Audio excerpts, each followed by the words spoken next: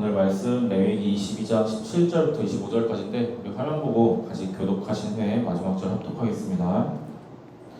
여호와께서 모세에게 말씀하여 이르시되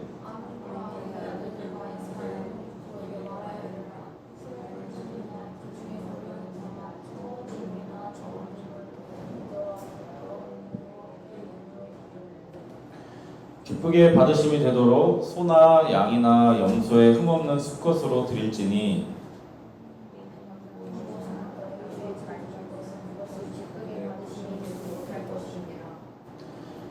만일 누구든지 서원한 것을 갚으려 하든지 자의의 예물을 드리려 하여 소나 양으로 화목제물을 여호와께 드리는 자는 기쁘게 받으심이 되도록 아무 흠이 없는 온전한 것으로 할지니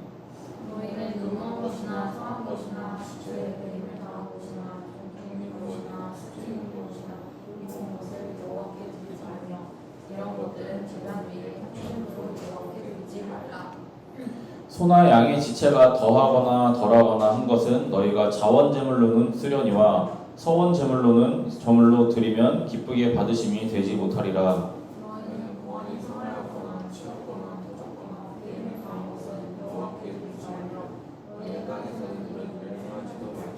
함께 읽겠습니다. 너희는 외국인에게서도 이런 것을 받아 너희의 하나님의 음식으로 드리지 말라. 이는 결점이 있고 흠이 있는 것인즉 너희를 위하여 기쁘게 받으심이 되지 못할 것임이니라. 아멘. 우리 기도하겠습니다.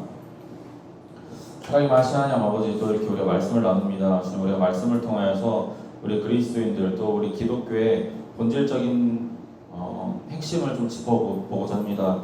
이 시간 가운데 함께하여 주셔서 지금 듣는 지혜와 또 이해할 수 있는 지혜 허락하여 주셔서 주님 말씀과 또 하나님이 왜 우리에게 예수님을 보내셨는지에 대해서 귀하게 생각해보는 시간 되게 하여 주시옵소서. 감사드리오며 예수님 이름으로 기도드립니다. 아멘. 오늘 말씀 제목은 흠없는 어린 양이라는 제목으로 말씀을 나눠보려고 해요. 우리가 이제 교회에서 흠없는 어린 양, 흠없는 제물 하면 사실 되게 많이 들어본 말이거든요. 흔히 쓰는 말이에요. 예수님을 흠없는 어린 양이다, 흠없는 제물이다 이렇게 얘기하는 게. 이제 특별히 이제 오늘 말씀을 보면은 왜 흠없는 어린 양, 흠없는 제물이 중요한지에 대해서 이제 말씀을 하고 있어요.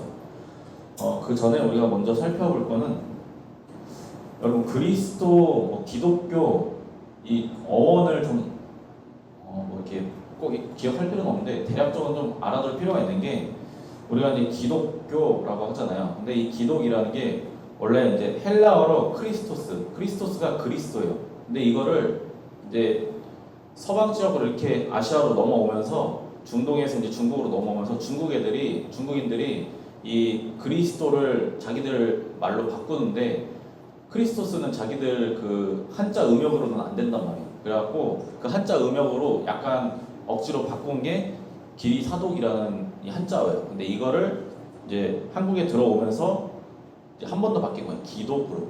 그래서 우리가 기독교라고 하는 건데 기독교에서 이제 한 번 더 파생된 게 이제 우리 개신교란 말이에요. 그래서 왜 기독교라는 말, 개신교라는 말이 이제 좀 알면서 우리가 좀 생각을 해봐야 되는데 사실 기독교, 개신교 그러면 예수님의 핵심이거든요. 예수님 없이는 기독교가 성립이 안 돼요. 예수님이 빠지면 다른 종교가 나와요. 예수님이 빠지면 하나님만 믿는 종교들이 있거든요. 유대교, 이슬람은 걔네들도 똑같이 구약의 하나님을 믿어요. 이제 이슬람에서는 걔네들은 이제 하나님 때 알라라고 그러거든요. 근데 걔네 말이 그냥 알라가 신이라는 뜻이에요. 그래갖고 얘네들은 보면은 똑같이 하나님 믿어요.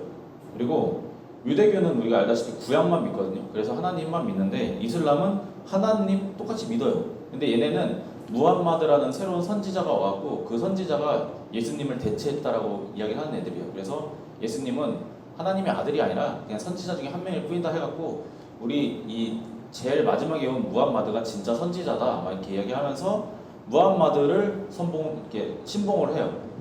그리고 천주교는 사실 우리 개신교가 천주교에서 나왔단 말이에요. 또 사실 우리 개신교는 역사 한 500년 정도 돼요. 근데 그전에는 천주교였는데 천주교는 똑같이 하나님 믿고 예수님 믿어요. 근데 문제가 뭐냐면 천주교는 성모 마리아를 비롯한 성인들도 추앙을 해요. 그게 문제거든요.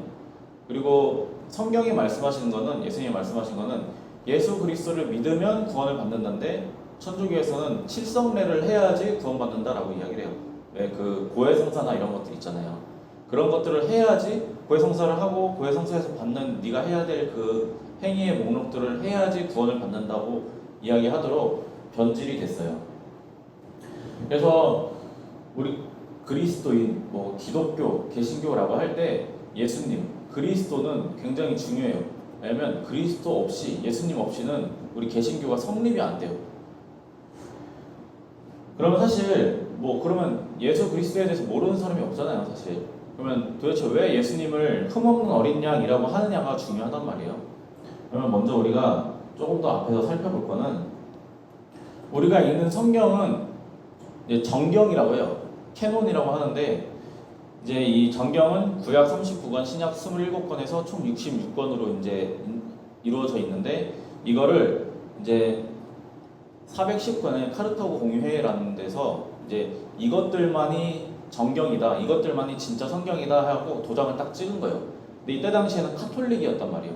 왜냐면 카톨릭이 1500년까지는 계속 카톨릭이 기독교 그 자체였단 말이에요. 근데 그게 문제가 생기니까 개혁을 하면서 나온 게 이제 개신교인데, 분명히 카톨릭에서 419년에 이 정경을 딱 지정을 했어요. 근데 웃긴 거는 지금 카톨릭에서는 이 66권 이외에 정경이 몇 권 더 있어요. 그래서 자기들이 정해놓은 그것조차도 벗어나 있단 말이에요. 그게 좀 안타까운 건데, 어쨌든 이 정경이라는 거는 결국은 그 핵심이 있어요.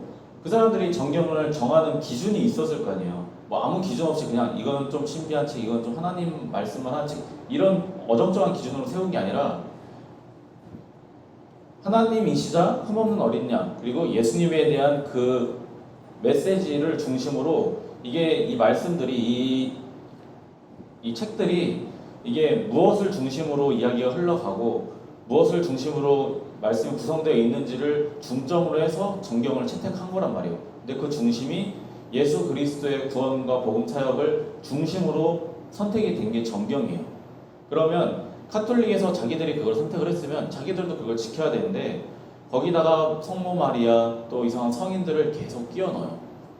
예수님만 믿으면 우리는 구원을 받고, 이제 그 이후에는 이제 예수님처럼 살아야지 우리가 올바른 삶을 산다라고 이야기해야 되는데, 카톨릭이 그 중간에 이상한 걸 자꾸 껴놓은 거예요. 그러면서 나온 게 이제 면죄부 같은 게 이야기가 나오고, 면죄부 때문에 십자군 전쟁이 일어나고, 말도 안 되는 일들이 그 역사 가운데 그래서 일어나게 된단 말이에요. 그래서 사실 우리 이제 하나님을 믿는다라고 이야기하지만, 예수 그리스도를 믿는 종교, 개신교랑 천주교 중에서도 우리가 개신교를 우리가 좀 배타적이고 이제 좀 다른 니네 종교는 아니야라고 이야기하면서 조금 강하게 이야기하는 이유는, 우리가 기준을 삼는 게 성경이기 때문이에요. 우리 성경 밖에서는 우리가 이야기하면 안 되거든요. 그래서 목사님들도 자기 생각 함부로 이야기하면 안 돼요. 성경에서 그렇게 이야기하나 안 하냐를 끊임없이 조사하고 연구하고 공부하신단 말이에요. 그래서 예수 그리스도에서 벗어난 거는 개신교가 아니에요. 사람이 예수라든가, 아니면 예수가 지금 왔다든가, 이상한 소리 하는 사람들은, 그 사람들은 이미 성경에서 벗어났기 때문에 그 사람은 그리스도인이라고 이야기할 수가 없단 말이에요. 그만큼 예수님은 우리한테 중요해요. 왜냐하면 우리의 신앙이나 우리가 교회를 다니거나 우리가 기도를 하거나 우리가 말씀을 읽거나 그 모든 핵심이 예수님이에요. 우리가 예수님의 이름으로 기도하잖아요. 그러면 예수님의 이름으로 기도하는데 예수님이 빠지면 말이 안 되잖아요. 그래서 저게 안상홍 교회 같은 데는 안상홍의 이름으로 기도합니다 이래요. 근데 걔는 사람이란 말이에요. 사람의 이름으로 기도한다고 하나님 받으실까요? 사람이 안 받으신단 말이에요. 하나님 성경에 분명히 말씀하셨어요. 이미 완성된 책에 예수 그리스도의 이름으로 기도하면 내가 받겠다, 듣겠다라고 말씀하셨는데, 거기에 이상한 거 끼워넣어 봐야 의미가 없단 말이에요. 근데 천주교는 거기에다가 신부를 껴넣어요. 신부를 통해서만이 고해성사를 할 수 있고, 신부를 통해서만이 자기의 죄를 속죄할 수 있다고 믿는단 말이에요. 그래서 변질됐다고 이야기를 하는 거거든요. 근데 구약과 신약은 분명하게 이야기를 하고 있어요. 하나님이면서 인자이시고 하나님이 준비하신 흠없는 어린 양 예수 그리스도를 믿는 자는 하나님과 화해하고 영원한 구원을 얻을 수 있다라고 이야기를 해요. 이 문제 때문에 그 유명한 마틴 루터라는 사람이 그 천주교에다가 기억이 안 나는데 그 반박문을 붙여갖고 지금 천주교는 이게 잘못됐습니다라고 하면서 막 그 반박문을 게시를 해요. 근데 그 사람은 신부였단 말이에요. 그 사람 엄청나게 기도 많이 하고 성경 공부 열심히 한 사람인데 자기가 아무리 연구를 하고 아무리 생각을 하고 아무리 기도를 해봐도 지금의 천주교는 뭔가 잘못됐다. 그래서 이거 고칩시다 해갖고 붙인 게 62개조 반박문인가 그래요. 근데 천주교가 결국은 그거를 안 고쳤어요. 그래서 그거를 고치겠다고 나온 사람들이 다시 만든 게 개신교란 말이에요. 우리는 성경만 갖고 하겠다. 근데 천주교는 결국은 지금까지도 그거를 그대로 유지를 했어요. 그 반박을 무시하고. 그래서 우리 개신교에서 천주교는 이단이다라고 이야기를 하는 거거든요.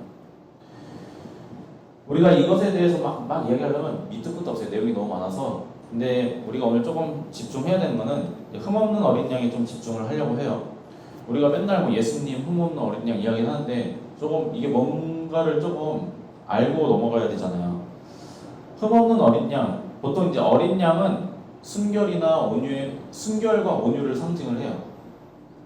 그래서 하나님이 가장 기쁘고 귀하게 받는 제물로서 이제 어린 양을 이제 받으신 건데 신약에서는 예수님을 흠없는 어린 양이라고 이야기를 하거든요. 근데 아이러니하게 이거를 이해하려면 구약을 알아야 돼요. 그래서 구약과 신약은 이것 때문에 하나라고 하는 거예요. 구약을 알아야 신약이 온전하게 이해가 되고 신약을 알아야 구약을 봤을 때 이게 예수님을 이야기한 거구나라는 거를 알 수 있어요. 그래서 우리가 신약을 쭉 읽고 막 구약의 이사야 예언서 같은 거 보면은 이거 신약 얘기 아니야 하는 내용들이 막 신기할 정도로 있단 말이에요. 그래서 우리가 왜 흠없는 어린 양이 중요한가, 왜 예수님을 흠없는 어린 양이라고 하는가에 대해서 우리가 좀 말씀을 알아볼게요. 우리가 먼저 지난번 그 앞에 살펴본 내용을 보면은 레위기 18장부터 20절까지는 백성들이 니네가 이거 지키고 이 풍속은 따르지 말고 이 하나님의 법률을 지켜라고 이야기를 해요. 그리고 21장은 제사장들은 이렇게 살아라, 제사장들의 자녀들은 이렇게 해라, 너희는 이렇게 하면 안 된다라는 이야기를 해요. 그리고 오늘 우리가 읽은 22장은 이제 두 가지로 나누는데 그 앞에는 이제 제사장들은 이럴 때 정결하게 되고 이럴 때 부정하게 되니까 너희가 부정할 때는 제사 드리지 말아라, 이런 내용이 이제 앞에 나와요. 1절부터 16절까지. 근데 이제 오늘 말씀, 우리가 읽은 말씀은 하나님께 드리는 제사에 대한 내용이에요. 제물에 대한 내용인데 이거는 모든 백성들이랑 제사장들 다 포함해서 하는 이야기예요. 22장에 이제 보면은 하나님께 드리는 제물, 근데 내용을 쭉 보면은 결국은 핵심은 이거예요. 흠없는 예물로 드려라. 막 여러 가지 제사들도 이야기하시는데 결론은 이거예요. 흠없는 예물을 드려라. 하나님이 이제 이스라엘한테 이제 지정한 대표적인 제물들이 있거든요. 뭐 어린 양, 소, 염소 막 이런 것들을 이야기를 하는데 결론적으로는 흠없는 예물을 드려라라는 거거든요. 그래서 18절을 한번 같이 읽어볼게요. 시작. 아론과 그의 아들들과 이스라엘 온 족속에게 말하여 이르라. 이스라엘 자손이나 그 중에 거류하는 자가 서원 제물이나 자원 제물로 번제와 더불어 여호와께 예물로 드리려거든. 여기서 말씀을 보시면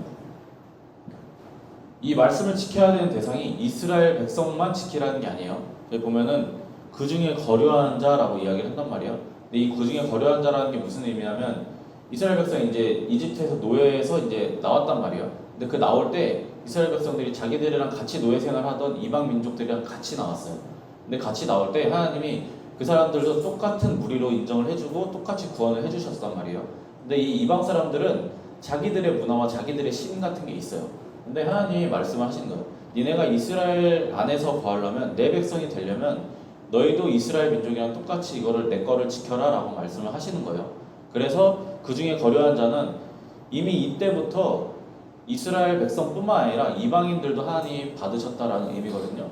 근데 이게 이미 출애굽기 레위기 때부터 이미 하나님이 받으셨다인데 지금 유대인들은 좀 자기들만 구원받았고 자기들만 선택받은 민족이라고 하는 게 분명히 좀 있어요.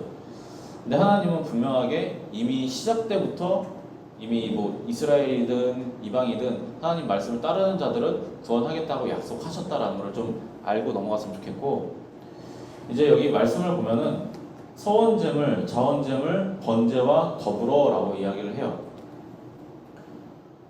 이 세 가지를 이제 대표적으로 이야기를 하는데 기본적으로 이 세 가지는 특징이 있어요. 다른 제사들이랑 다르게 특징이 뭐냐면 기본적으로 하나님한테 뭔가 요구하는 제사들이에요. 서원은 하나님 제가 이런 걸 하겠습니다. 제가 하나님 앞에 제가 이런 거를 하겠습니다. 그러니까 하나님 저한테 이거를 해주세요 라고 약속을 하는 거예요.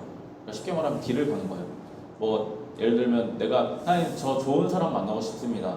제가 좋은 사람 만날 수 있게 해주세요. 좋은 사람 만나게 해주시면 제가 뭐 헌금 얼마 하겠습니다. 아니면 제가 하나님 일 하겠습니다 라고 그런 약속을 거는 거예요. 근데 결국은 이건 자기 자신을 위해서 하나님한테 딜을 거는 거잖아요. 자원제사는 좀 이렇게 하나님 앞에 기쁨으로 이제 드린 거예요. 하나님을 기쁘게 해드리기 위해서 뭔가 이게 제물로 그냥 뭐 특별한 거 없이 하나님 앞에 하나님을 기쁘게 하기 위해서 내가 드리겠다라고 하는 거예요.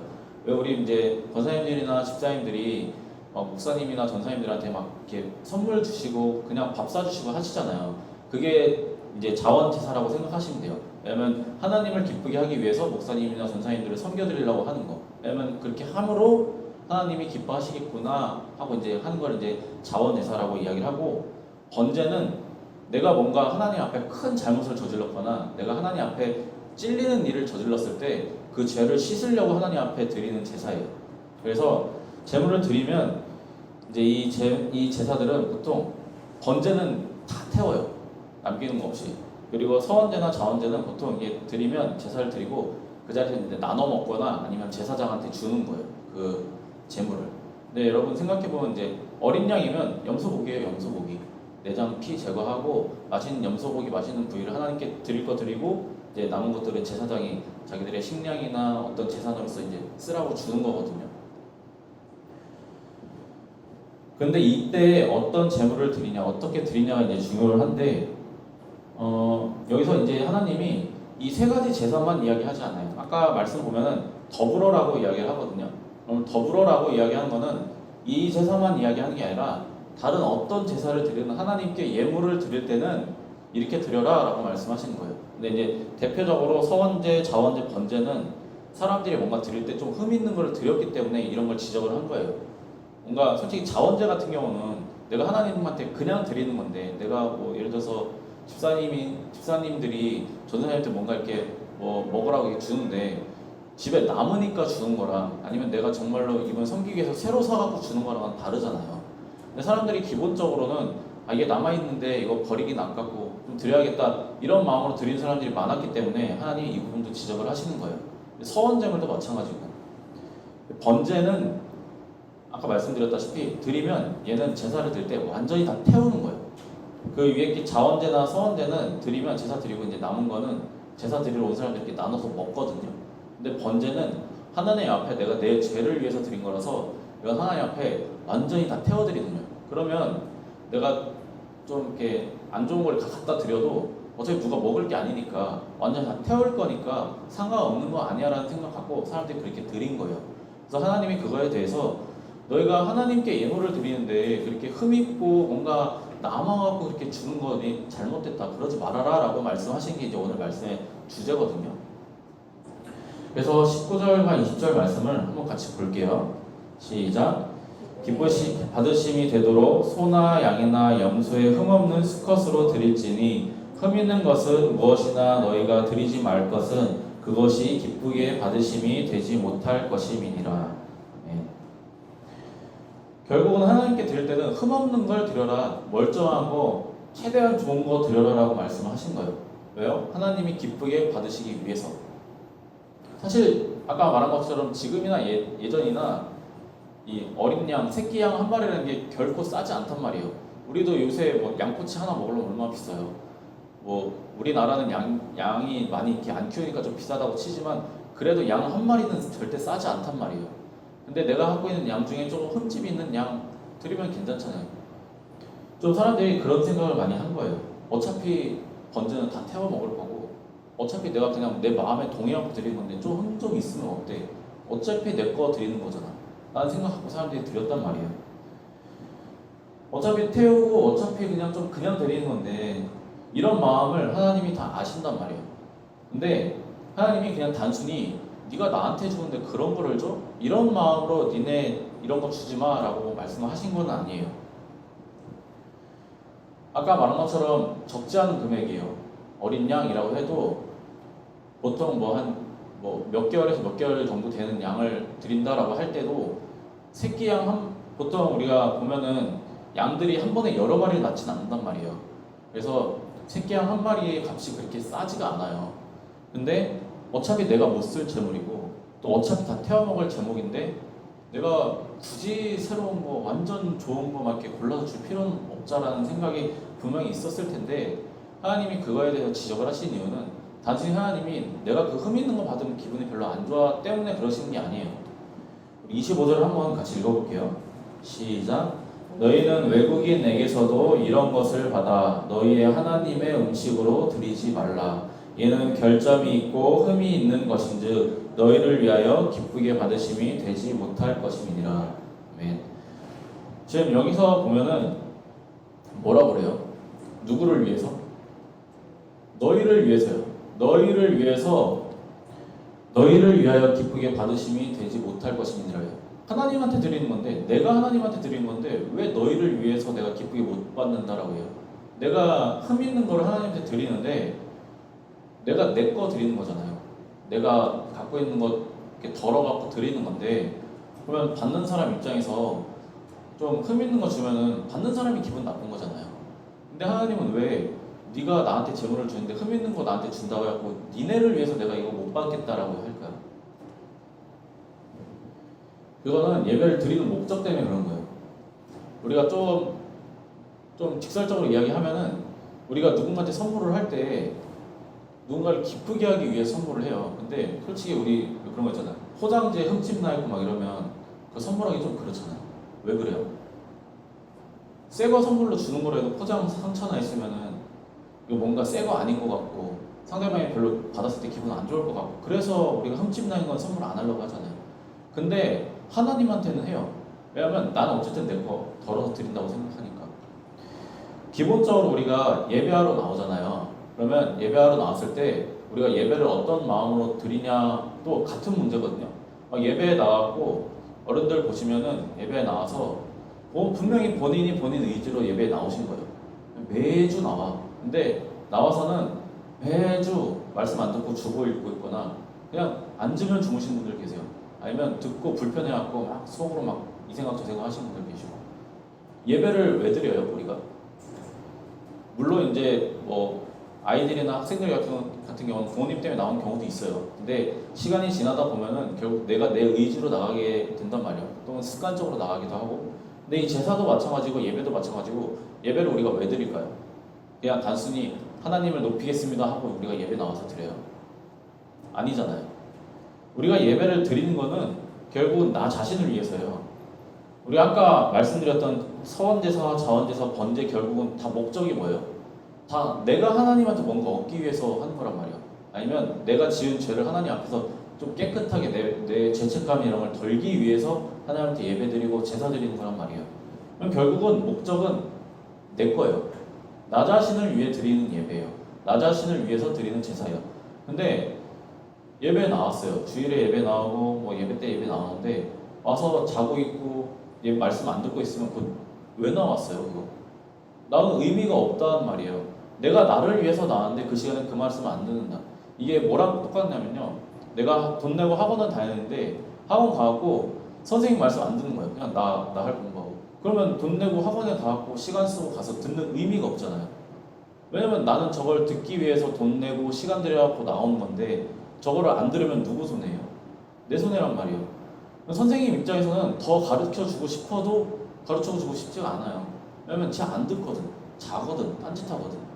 하나님 똑같아요. 하나님 앞에 우리가 예배를 드리러 나가는 거는 하나님한테 내가 하나님 저 이런 것 있어요. 이런 것 때문에 힘들어요. 아니면 하나님 저 이번 주 어떻게 될까요? 저 마음이 좀 싱숭생숭합니다. 하나님 좀 이런 마음 하나님 앞에 내어놓고 또 하나님이 나한테 무슨 말씀 주실까? 내가 무슨 말씀 듣고 이 한 주 또 힘있게 좀 살까? 그런 걸 갖고 나가는 건데 와서는 내가 예배를 안 드리고 딴짓하고 있으면 굳이 거기 앉아있을 이유가 없다는 거예요. 차라리 그 시간에 나가서 자기 하고 싶은 거 하는 게 나아요. 결국은 예배라는 거, 제사라는 거는 자기 자신을 위한 거예요. 근데 사람들이 웃기게 자기 자신을 위해서 드리는 것도 아까워해요. 우리가 자기 자신을 위해서 예배에 나오는데도 그 시간 아까워해요. 자기 스스로 자기 목적을 위해서 나온 거예요. 예배는 결국은 하나님 앞에 드리는 예배지만, 하나님 그 주신 말씀 듣는 예배지만 결국은 나 자신을 위한 예배란 말이에요. 내가 하나님 말씀 듣고 나를 좀 바꿔보려고, 내 삶이 좀 나아지길 바라면서 나온 예배인데 나는 그 시간이 지루하고 싫은 거예요. 그러면 나올 이유가 없잖아요. 왜 나와서 굳이 자기 자신을 그렇게 괴롭혀요? 근데 제사도 똑같아요. 여기서 드리는 제사는 하나님 앞에 내가 서원이 됐든 자원이 됐든 번제가 됐든 하나님께 내가 원하는 게 있으니까 제사로 드린 거잖아요. 제물 드리고. 근데 그거를 내가 흠 있는 걸로 드리면 어떻게 돼요? 흠 있는 걸로 드리면 하나님 입장에서는 얘가 자기 걸 위해서 드리는데 왜 이런 걸 줬지? 가 되는 거예요. 그래서 하나님이 말씀하신 거예요. 너희 자신을 위해서 기쁘게 내가 받을 수가 없다. 왜냐면 너희가 너희 문제를 해결하려면 너희가 제일 좋은 걸로, 제일 깨끗한 걸로 줘야 내가 그걸 가지고 너희 죄를 사하지, 너희의 문제를 해결하지. 근데 니네가 문제가 있는, 흠이 있는 걸 갖고 오면 내가 이거가 상쇄가 안 돼 라는 거거든요.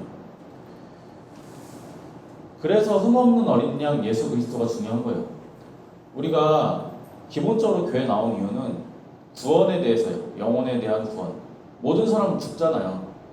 모든 사람은 죽어요. 억만금을 벌었든 아무리 성공했든 모든 사람은 죽어요. 그러면 죽으면 자기가 죽었을 때 죽음이 끝이라고 생각하는 사람은 정말 슬픈 사람이에요. 우리 사람은 종교적인 존재예요. 영적인 존재고. 근데 자기 죽음 뒤에 아무것도 없다라고 생각하는 것 자체가 되게 자기 포기적인 거란 말이에요. 분명히 죽음 뒤에는 뭔가가 있을 거라는 상상이 들지 않으세요? 근데 만약에 내가 하나님을 안 믿어도 뭔가 죽음 뒤에 뭔가가 있을 것 같아. 그러면 내가 뭔가 내 문제들, 내가 살아오면서 저지른 나쁜 일들 내가 뭔가 해결해야 된다는 생각이 들 거 아니에요. 그래서 사람들이 이 종교 저 종교를 찾는 거고. 근데 그거를 해결할 수 있는 방법은 내가 지은 죄에 대한 대가를 치르는 거잖아요. 근데 사람은 자기 스스로 자기가 지은 죄에 대한 대가를 치를 수가 없어요. 왜냐면 자기가 살아가는 동안에 얼마나 많은 죄를 지었는지, 또 앞으로 얼마나 많은 죄를 지을지 자기 스스로 알지가 못해요. 그리고 하나님에 대한 건 더더욱 마찬가지고. 그러면 사람이 자기 스스로 자기 죄를 위해서 완벽한 흠없는 제물을 준비할 수 있을까요? 준비가 안 돼요. 할 수가 없어요. 그렇기 때문에 하나님이 이거를 아신단 말이에요. 너희가 너희 스스로 완벽한 제물을, 너희의 죄를 씻기 위한 완전한 제물을 준비할 수 없다는 것을 하나님이 알고 계신단 말이에요. 그래서 하나님이 직접 제물을 준비를 하시는 거예요. 상식적으로 제물을 받는 건 하나님인데 그 제물을 준비하는 게 또 하나님이라는 거예요. 왜냐하면 우리가 준비를 못하니까. 그럼 하나님이 무슨 조건을 우리한테 그 제물을 주셨을까요? 이게 은혜라는 거예요. 아무 조건 없이 주신 제물이라는 거예요. 우리를 위해서. 그래서 우리가 해야 될 일은 그냥 그거 하는 거예요. 예수 그리스도의 이름을 믿고 하나님을 믿어라. 그리고 너희가 내 백성처럼 살아라 라는 거예요. 그거 조건이 그거 하나예요.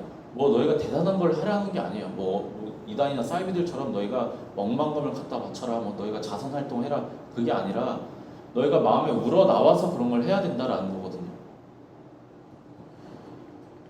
예수님이 흠없는 어린 양이라고 칭한 이유도 결국은 이거예요. 우리의 죄를 완전히 씻으려면, 완전히 성세하려면 흠이 없는 제물이어야 되는데 흠이 없는 제물은 사람이 준비할 수가 없단 말이에요. 그래서 하나님이 스스로 제물이 돼서 내려오셔갖고 스스로 흠없는 제물로서 이 모든 제사를 한 번에 끝내신 게 예수님의 십자가 사역이란 말이에요. 근데 이게 빠지면 우리 기독교가 의미가 없어져요. 왜냐하면 이 흠없는 어린 양이란 예수님의 존재가 사라지면은 우리가 뭘 위해서 하나님을 믿고 뭘 위해서 기도를 하고 누구의 이름으로 기도를 해요? 예수님은 뭐 세상 사람들 다 안 믿어도 예수님 때문에 인류애가 생겼구나라는 건 알아요. 도덕이 생겼구나라는 건 알아요. 왜냐면 그만큼 예수님이 실천을 하셨기 때문에, 그렇게 삶으로 보여주고 가셨기 때문에 그러거든요. 사람들이 오랜 시간 동안에 하나님에 대한 의문과 질문들을 많이 가졌어요. 신이 있으면 어떻게 저 인간은 저럴 수 있나? 신이 있으면 왜 저 가난한 사람이 저렇게 고통받나? 이런 질문들을 끊임없이 가져왔고 지금도 사람들이 많이 질문을 가져요. 근데 그 문제를 해결할 수 있는 건 하나님밖에 없거든요. 근데 하나님이 아무런 대답이 없는 것 같아요. 근데 구약까지는 그래요. 근데 구약에 보면 막 하나님 심판하고 어떻게 막 얘네를 죽이게 하고 얘네를 이 다른 나라로 막 괴롭게 하고 막 이런다 말씀이 있는데 신약으로 한번 와볼게요. 신약에 와서 하나님이 그런 내용이 있나요? 신약이 뭐 얘네를 벌하고 얘네를 뭐 이렇게 이 나라를 통해서 얘네를 괴롭게 만들고 그런 게 있나요? 신약에는 없어요. 신약에는 하나같이 사랑해요.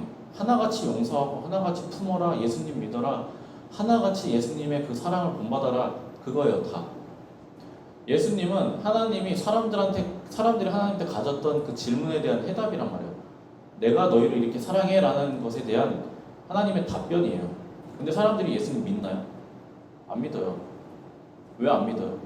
그냥 이성적으로 안 믿고 저 불편하니까, 저거 하려면 내가 손해봐야 되니까 예수님 안 믿으려고 해요.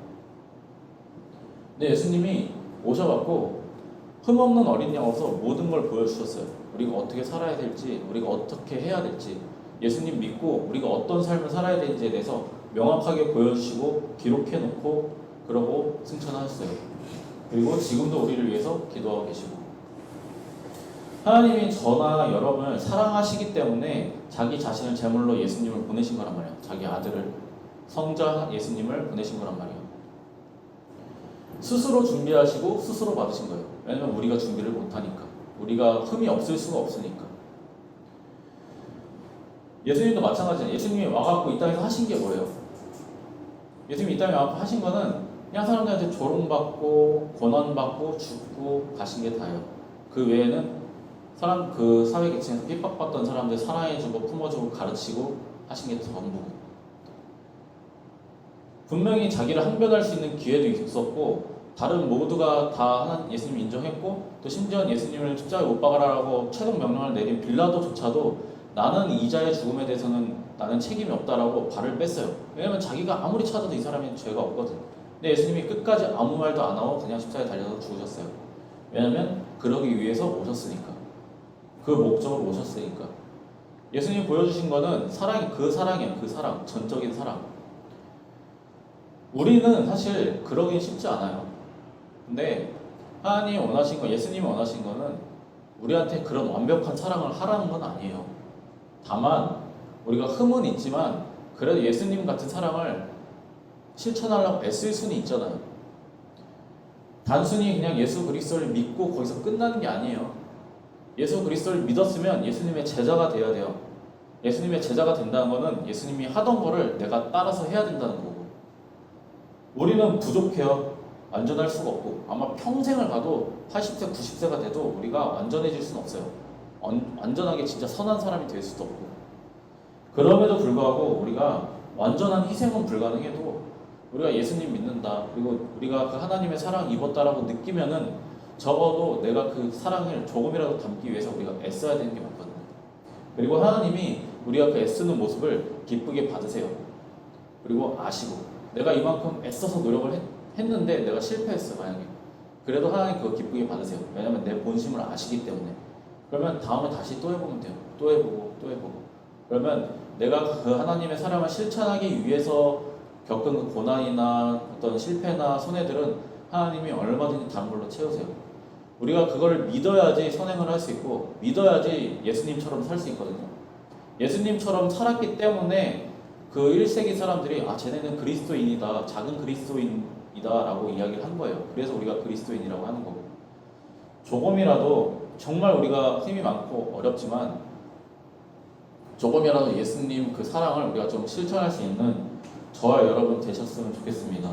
힘들고 어렵지만 불편하지만 그래도 좀 실천해 보려고, 내가 받은 사랑을 좀 나눠줘 보려고 애쓰시는 저와 여러분 되시기를 우리 주 예수 그리스도의 이름으로 축복합니다.